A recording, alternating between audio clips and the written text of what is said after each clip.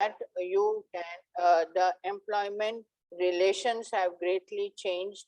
The industries are more collaborating with each other. There are more mergers. There are more acquisitions happening among companies. More productivity is there. People have become more innovative, and because of technology, doing business is not at all a problem today. Sitting in any part of the country, world, you can do business with the other part of the world. So it has become like that, all because of the technological revolution. So this has increased competition globally. You see lot of competition. There is competition for quality products. There is competition to reduce cost. There is a competition to come out with quality quantity of products. So all competition has greatly increased. So only the fittest can survive. Only those companies which have the resources, which can compete in this global environment, only those companies can survive. So you see companies, they are coming today, after a few days you see they die out from the market. They are not able to survive. They are not able to take the competition. So the competition is so high. So you see new industries coming, which are very different from the earlier industries.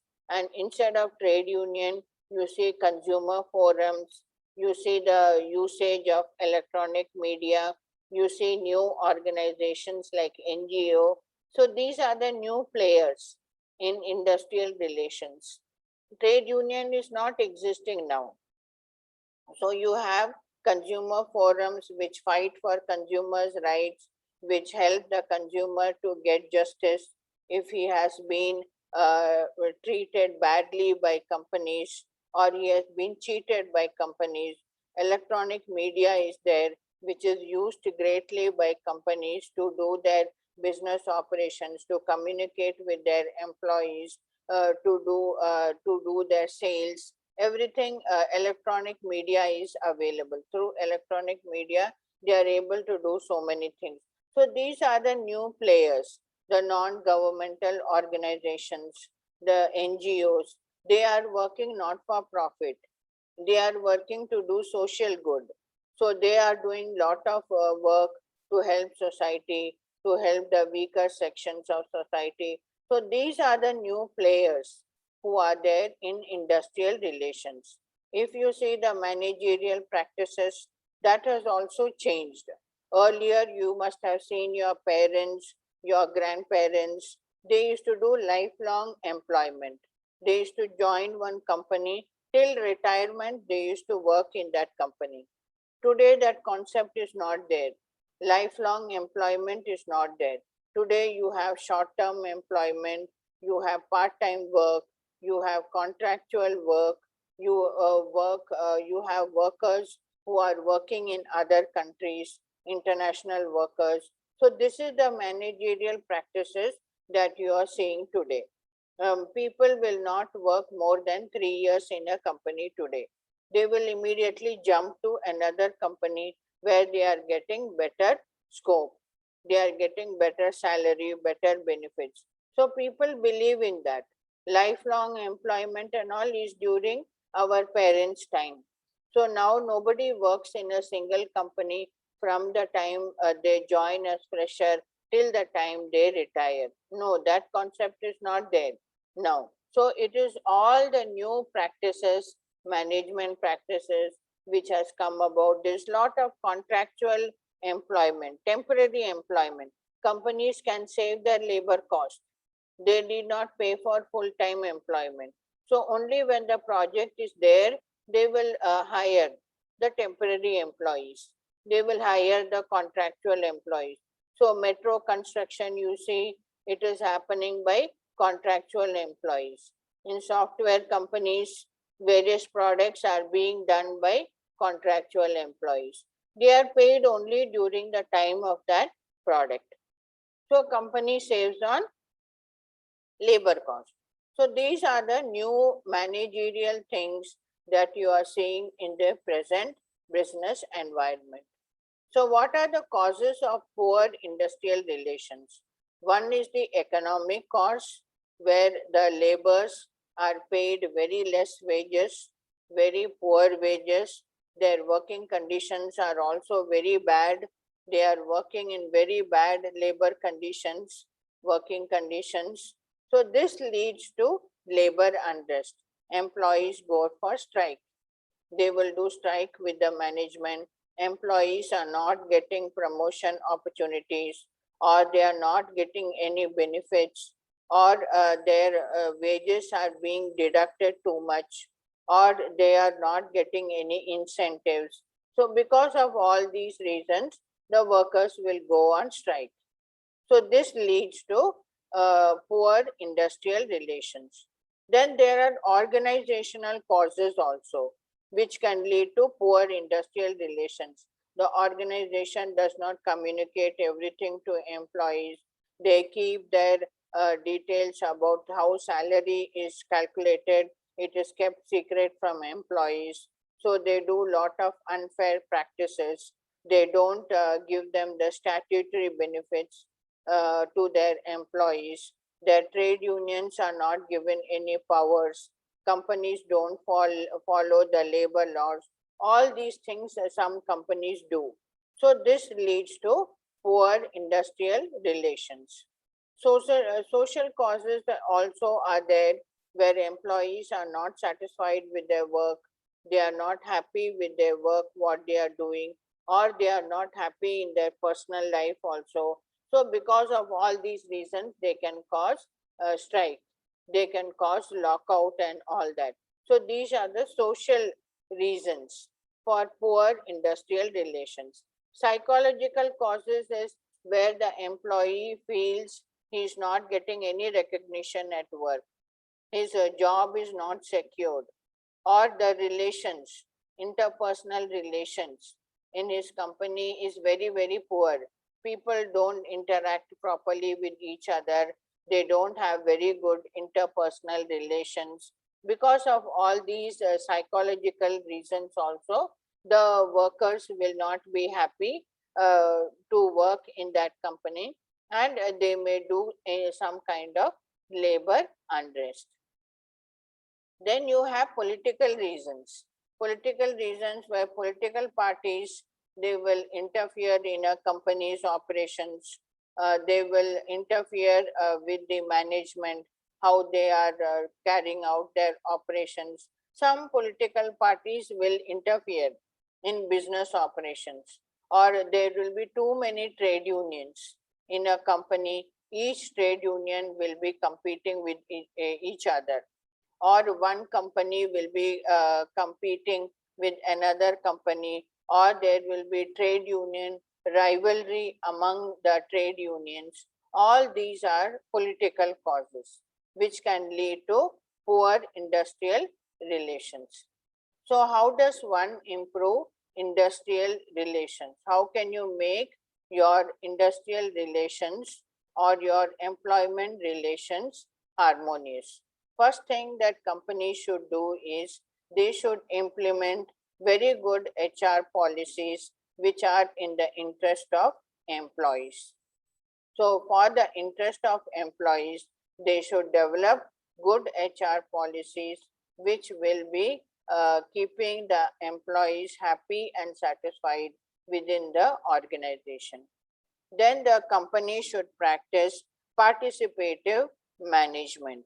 That is, all levels of employees should be allowed to participate in forming and implementing HR policies. So all levels of employees, it's not only the top level of employees who are participating in formulation of policies, all levels of employees, the lower level of employees, their opinion also should be asked in the formulation of policies. Then the trade unions. Nowadays we have hardly any trade unions, but whatever trade unions are available, they should be responsible. They should work in the interest of employees. They should not work against the employees, and they should be an asset to the company. wherever the trade unions are existing. And employee welfare. Companies should provide very good employee welfare to their employees. Whatever the employees require, lunch allowance, whatever allowance, conveyance, or whatever benefits they want, like PF, gratuity, pension, ESI, all these things show that the company really cares for their employees. So they should provide them good working conditions, provide them all the facilities so that they can work harmoniously in the organization.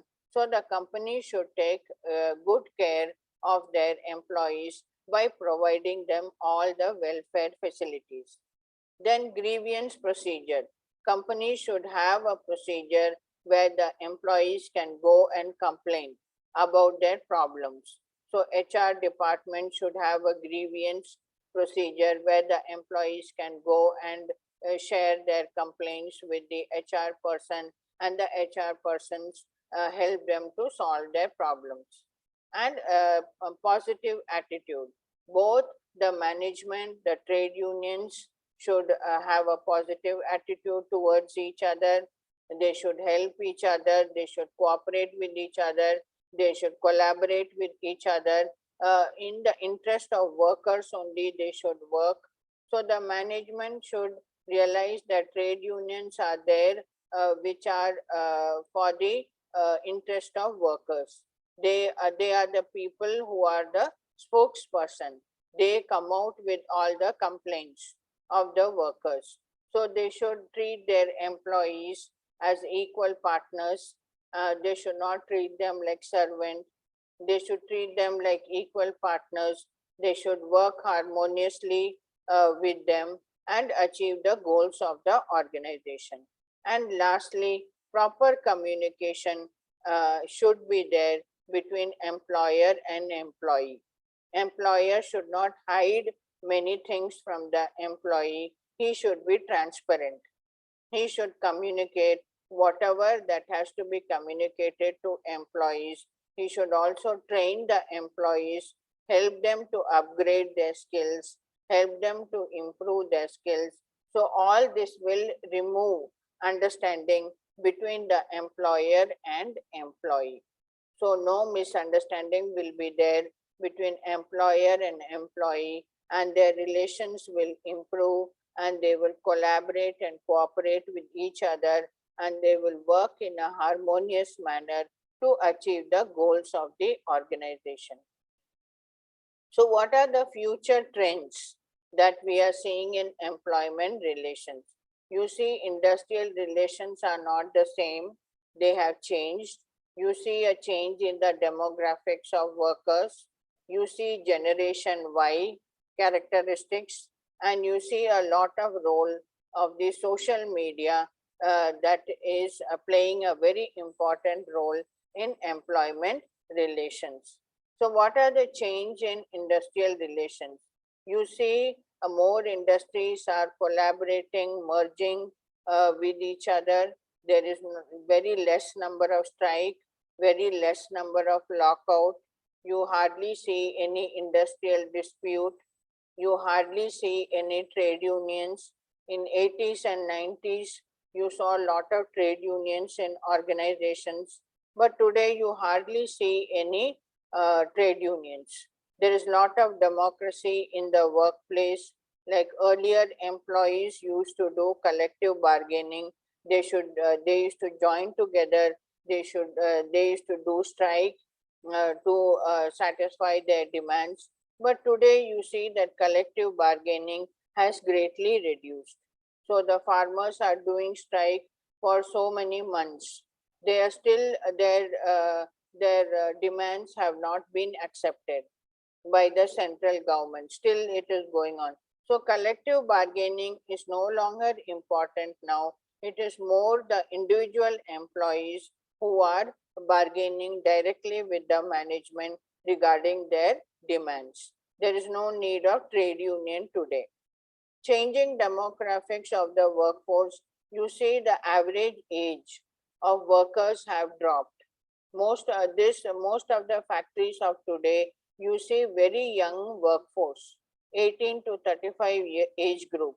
People will be working in factories. You see very young employees working in factories. That is the difference that you are seeing in the demographics of the workforce.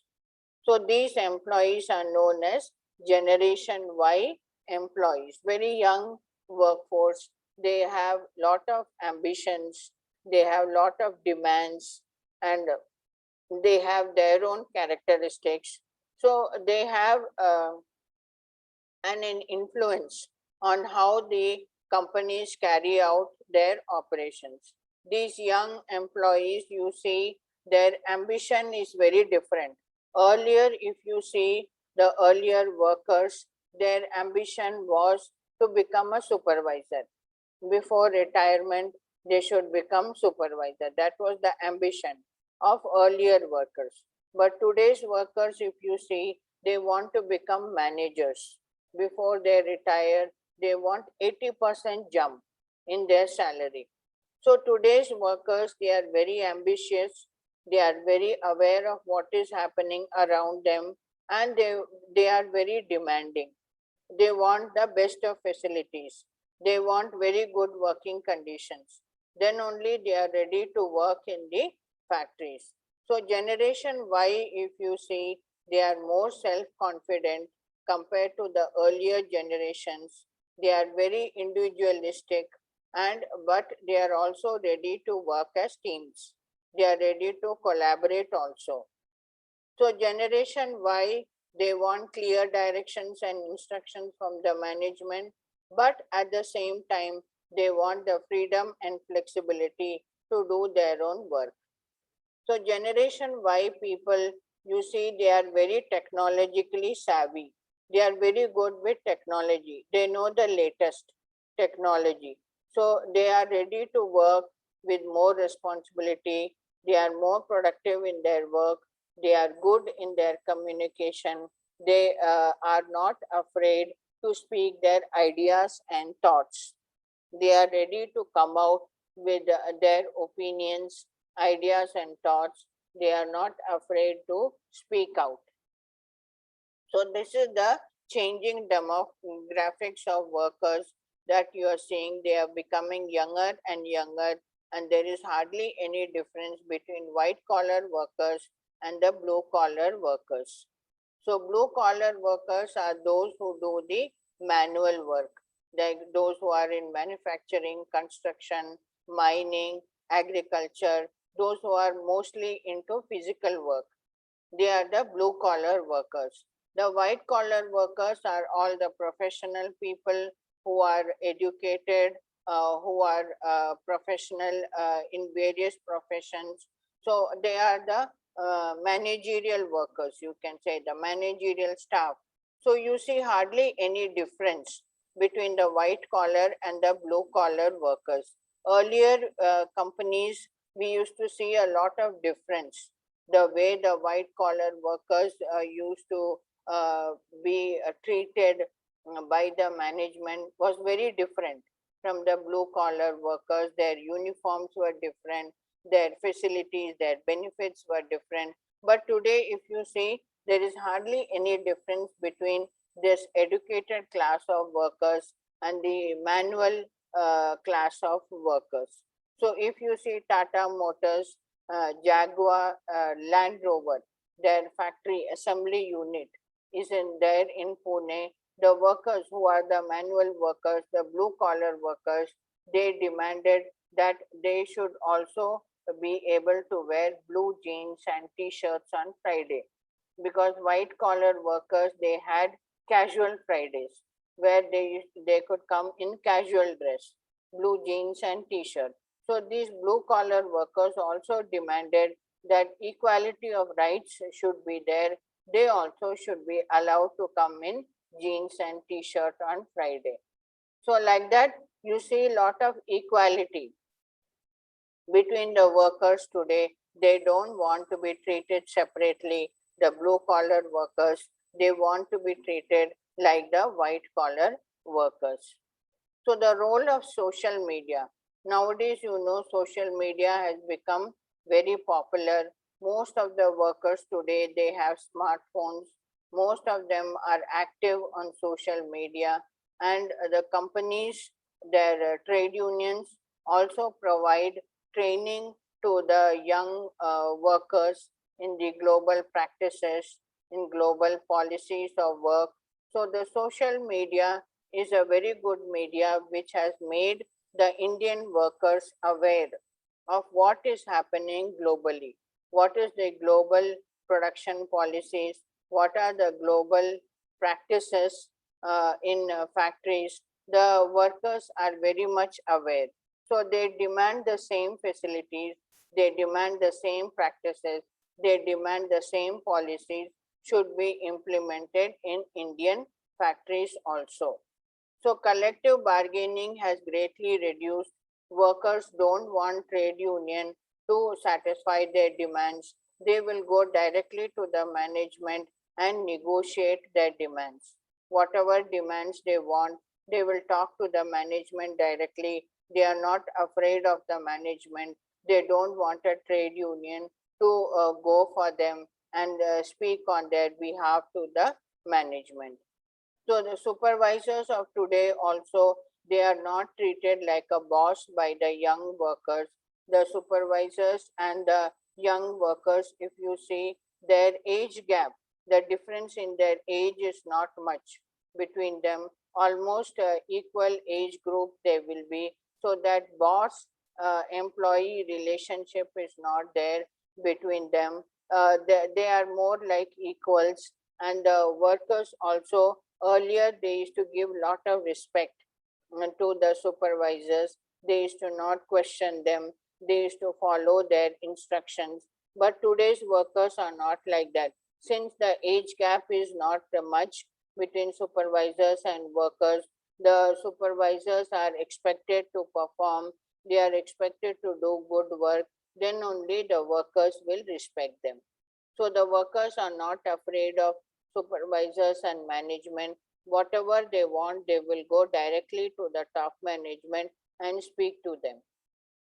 So this is the change that we are seeing in the working environment. This is the change that we are seeing in employment relations. And this change is being appreciated by most companies today.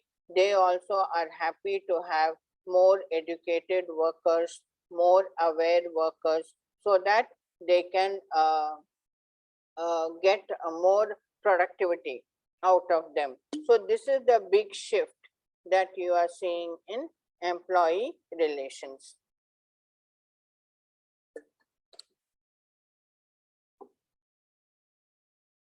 Yeah. So this is the next module, module 4. I'll stop here. Not module 4.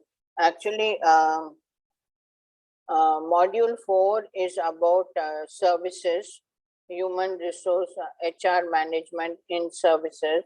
So that you can study on your own.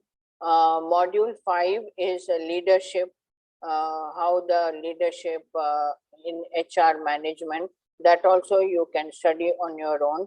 Module 6, this topic is there, critical issues in HR issues. That is why I have kept that topic. That topic we will talk about later. Okay, so shall I continue with RM, or shall I take it some other day? Saturday? Shall I do RM? Yes, ma'am. Because it's already 1:15, so we'll stop for today. Okay? Yes, ma'am. Okay.